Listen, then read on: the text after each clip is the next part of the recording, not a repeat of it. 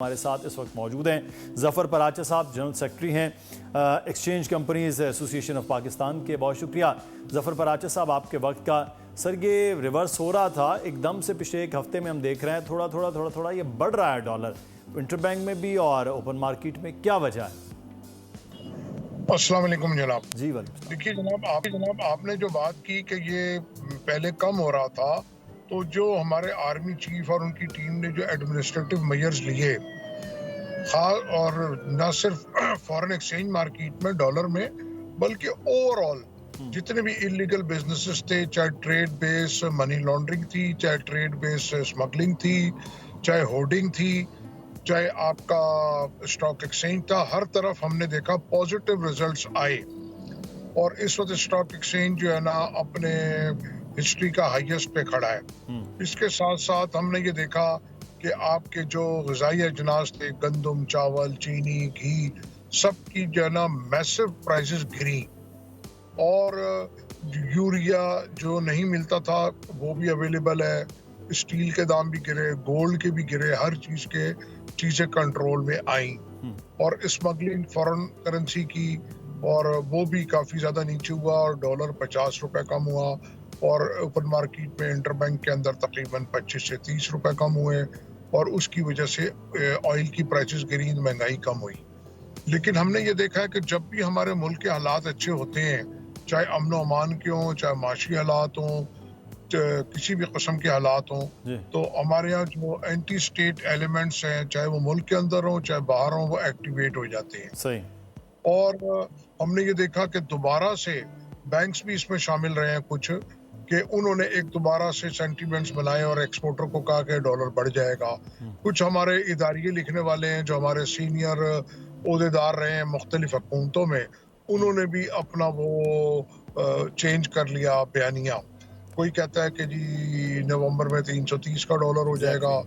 کوئی وہی لوگ ہیں جو خدا نہ کرے کہتے تھے پہلے پاکستان ڈیفالٹ کر جائے گا، اور اپنے وقت میں یہ لوگ ملک کو مزید ابھی پراچا صاحب ابھی تو یہ کہا جا رہا تھا کہ آئی ایم ایف کے ساتھ معاملات جو ہیں وہ کلیئر ہو رہے ہیں، نئی قسط آئیں گی، پھر جو ملٹی لیٹرل ادارے ہیں وہاں سے بھی، ورلڈ بینک ہے، جو ساتھ ہی ایشین ڈیولپمنٹ بینک ہے، وہاں سے آئیں گی، تو یہ ڈالر مزید نیچے آئے گا۔ تو یہ ڈالر آئی ایم ایف ادھر آیا ہے تو ساتھ ہی ساتھ ڈالر بڑھنا شروع لگ گیا ہے۔ دیکھیے جناب، بات یہ ہے آئی ایم ایف کی جو آپ نے بات کی، اسی چیز مختلف چیزوں سے لوگوں نے اس کو ٹیگ کر دیا مارکیٹ بڑھانے کے لیے۔ تو آئی ایم ایف کے ساتھ مذاکرات ہمارے بہت پازیٹیو وے میں جا رہے ہیں، ہم ان کی تمام کنڈیشنز پہلے ہی پوری کر چکے ہیں۔ اب جو وہ ڈے بائی ڈے چیزیں پوائنٹ آؤٹ کر رہے ہیں اس کو بھی ہم ایڈریس کر رہے ہیں، اور میں یہ سمجھتا ہوں کہ جہاں سے یہ ڈالر ابھی اٹھنا شروع ہوا تھا، بڑھنا شروع ہوا تھا، یہ اس سے بھی انشاءاللہ نیچے چلا جائے گا واپس، کیونکہ چیزیں کافی کنٹرول میں ہیں۔ اور جو اس وقت ہم نے جو جیسے ہمارے جو اسٹیبلشمنٹ ہے،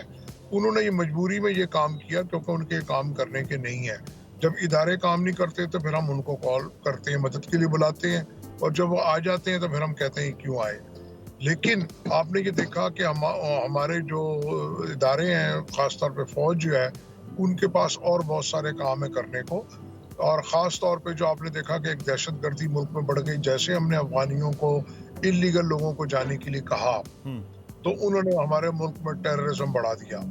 اور یہ ڈالر بڑھنے میں اسمگلنگ دوبارہ شروع ہو گئی، اس میں افغان ریفیوجیز کا بھی بڑا ہاتھ ہے، ان کی آڑ میں بھی اسمگلنگ ہو رہی ہے۔ لیکن میں یہ سمجھتا ہوں کہ جیسے ہمیں آئی ایم ایف کی قسط ملے گی جلد، اس کے ساتھ ساتھ جو ہمارے مزید جو بائی لیٹرل چیزیں آنی ہیں وہ بھی آ جائیں گی، اور جو ڈالر ہے وہ واپس اب 260-70 کے اوپر انشاءاللہ آ جائے گا، کیونکہ ہمارے فائنینشیل کریڈینشلز بہت اچھے ہیں، صرف اور صرف مس مینجمنٹ ہے، یا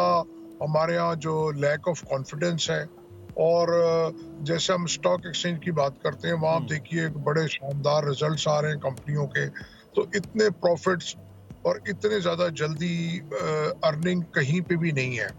اور تو جہاں یہاں نظر آ رہی ہے پراچا صاحب، جو آپ نے ایک انڈیکیشن دی ہے کہ واپس آئے گا 260 کی طرف ڈالر، اور سچویشن جو ہے وہ بہتری کی جانب ہے، لیکن اب کوشش کی جا رہی ہے کہ اس کو تھوڑا خراب کیا جائے، لیکن وہ بہتر رہے گی۔ بہت شکریہ ظفر پراچا صاحب ہمارے ساتھ موجود تھے۔